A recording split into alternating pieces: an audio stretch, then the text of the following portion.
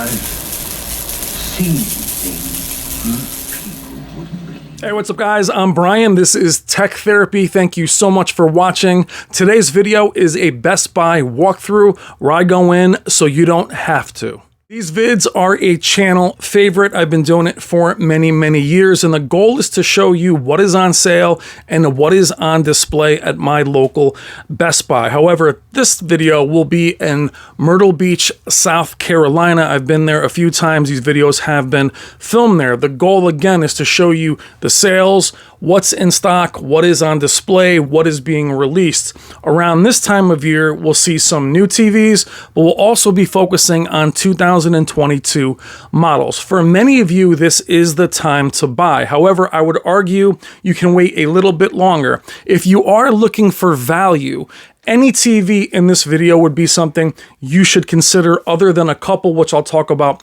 throughout the video. But what will be different in this video is it will be a bit of a buy, do not buy. 2023 for me is a year where some models are getting huge upgrades while others are carryovers from all of the major manufacturers, and we'll be doing that through the walkthrough as we go into the store. Without further ado, let's go in. All right, guys, we will start off with a buy with the 80 series, very popular from Sony, especially at the larger sizes. These are entry-level LEDs, or the top of the entry level. They will be carrying over this year. They may have a different letter, but they are essentially the exact same display.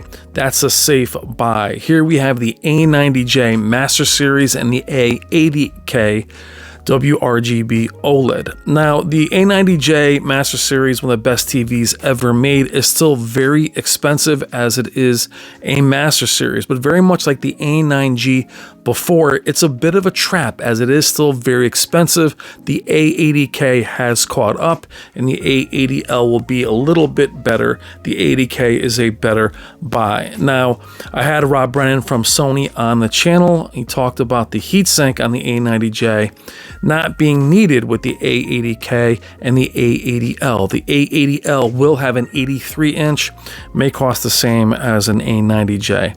Here we are looking at the X95 and the X90. Now, the X90 is typically a recommendation. You'll be able to see the prices better than I can here. However, the X90L looks to be a big jump.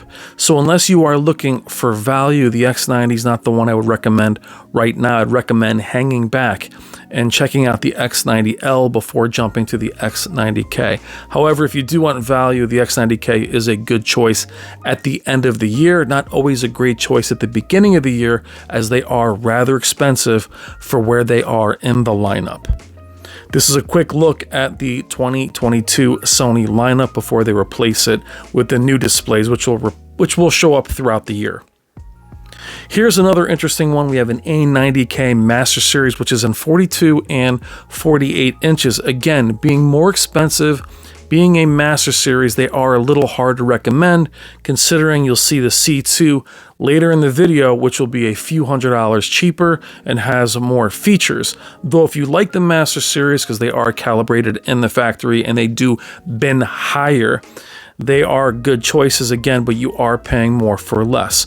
A lot of carryovers with Sony this year, especially with the A90K. It's a direct carryover from last year.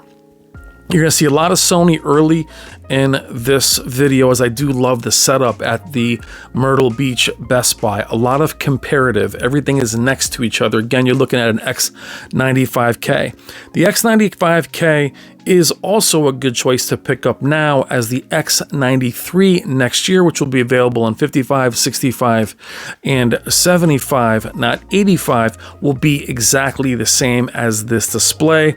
You will have the game bar in the new X93. However, the X95 will be a better buy.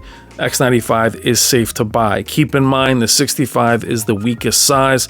75 and 85 do jump up quite a bit in value, though the 65 is still very good.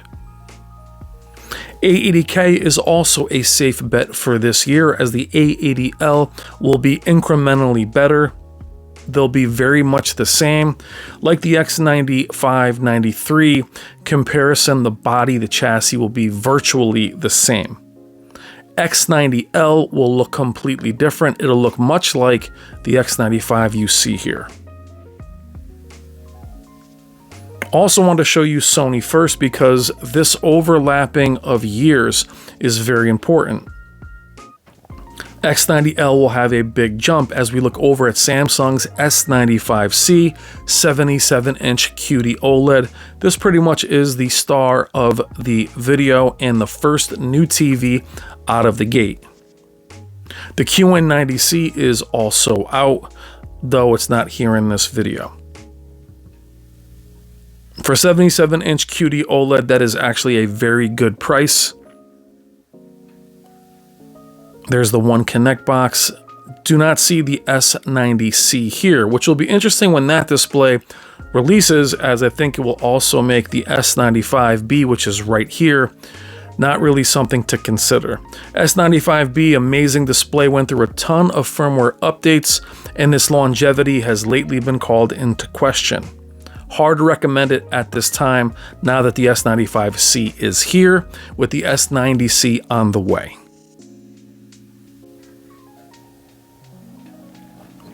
Note, you'll see me go back and forth. Keep in mind or pay attention to where the QD OLEDs from Samsung are put in the store.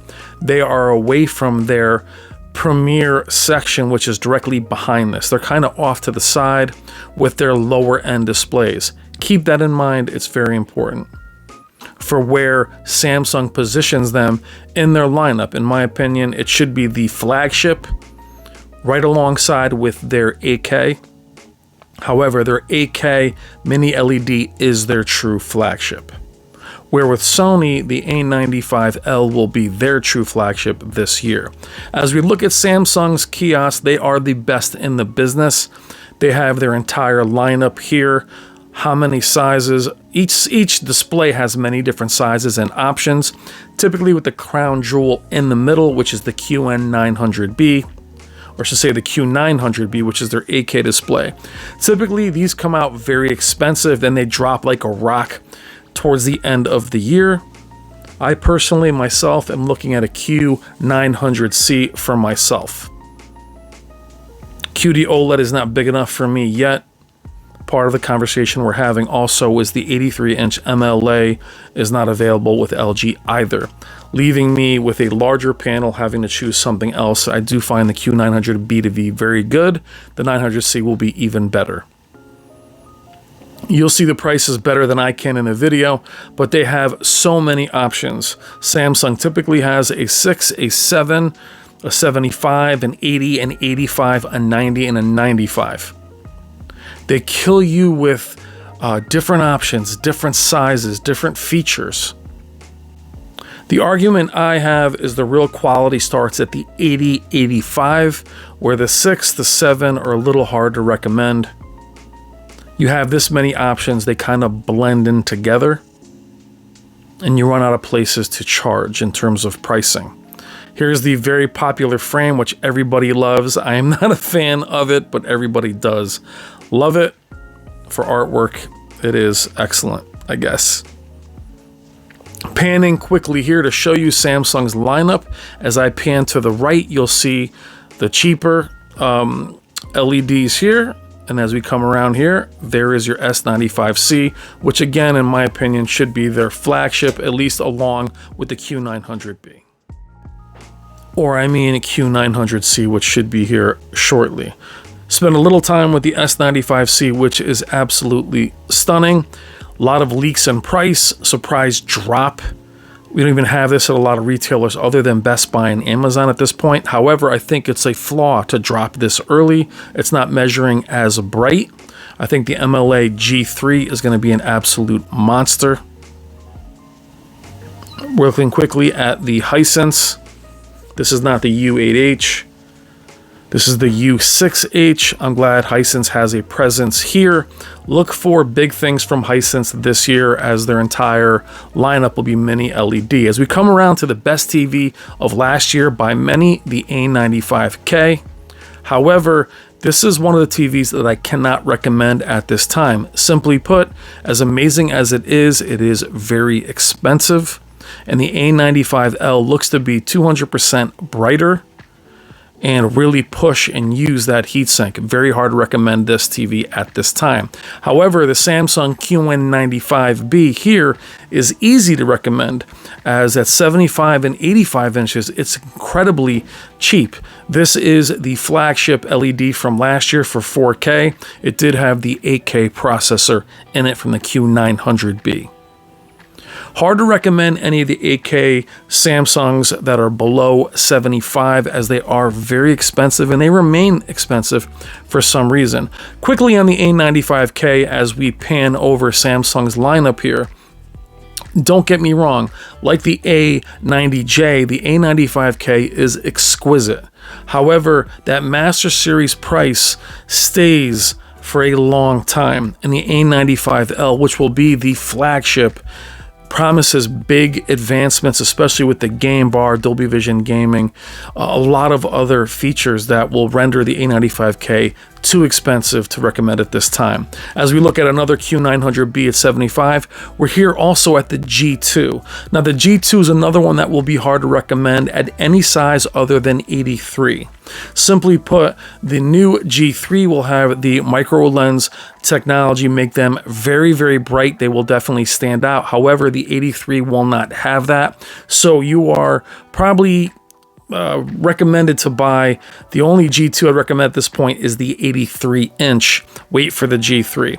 Now here is the C2 at 42 and 48. Quickly look over at the A90K at the same sizes and note the price difference, though they have less features. This is why they are hard to recommend. They are Master Series. Again, you are paying for that calibration. However, LG's processing has really caught up. Now, the most highly recommended TV from me last year was the LG C2. Not different this year, as the C3 will have a pixel boost technology, which will also increase the brightness, the APL, slightly, like the C2 from the C1. However, it will be minimal. That said, the C2 will again be my highest recommended. If you're looking for a C series, you're free to grab them up right now, as it will be a very little difference from the C3, especially since the C3 at the smaller sizes are basically carryovers, the 42 and the 48. The others will have that little APL boost, but it won't be very noticeable. And the LG C series is fully stacked. Here is the QNEDs, which I thought was a huge missed opportunity. I believe the 80 will carry over. But with LG, you're looking at a very small lineup this year, where they're hoping to just kill you with quality.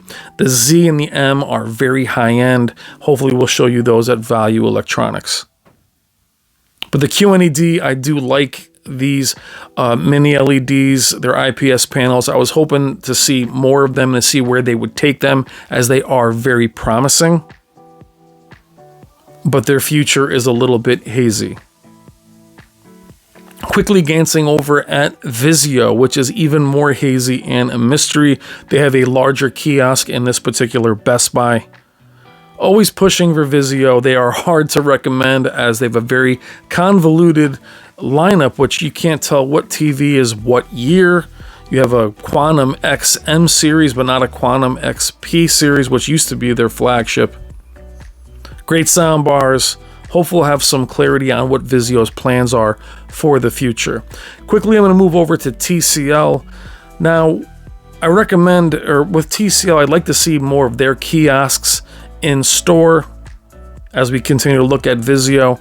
Having your TVs placed like this will always make you appear to be a bargain brand. They have very high-end TVs, especially this year. I'd love to see, and I mentioned this to them at CES, if you're going to be on the floor with this appearance, you're going to be considered a value brand no matter what, as we pan back to Vizio. Like to see a stronger presence in store from both TCL and Hisense to really catch up to the big boys. In closing, I'm going to stop by my local Best Buy to show you kind of the most recommended. The X95K from Sony is highly recommended simply because it is a carryover. It will be the X93. All you'll be missing is the game bar. Same with the A80K and the A80L. This is an A80K. These will fall in price and they will be very reasonable, except if you want an 83-inch, you're going to have to wait for the A80L, unless you want to go with the A90J, which I think will still be very expensive. And just to see where that falls, but the A90J is getting up there in age. Here is the QN95, ridiculous price for an 85-inch flagship.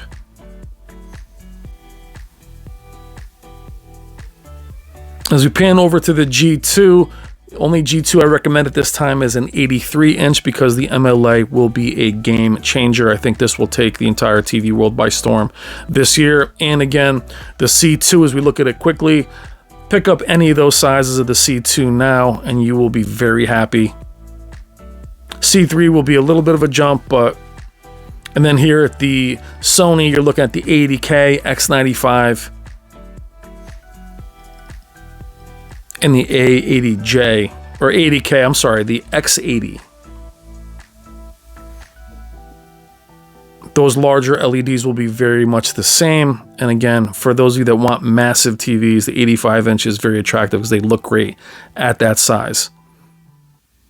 We'll finish up with the C2, again, probably the most recommended again this year, and the one I'd recommend to pull the trigger on right now. All right, guys, thank you for watching. Love you guys.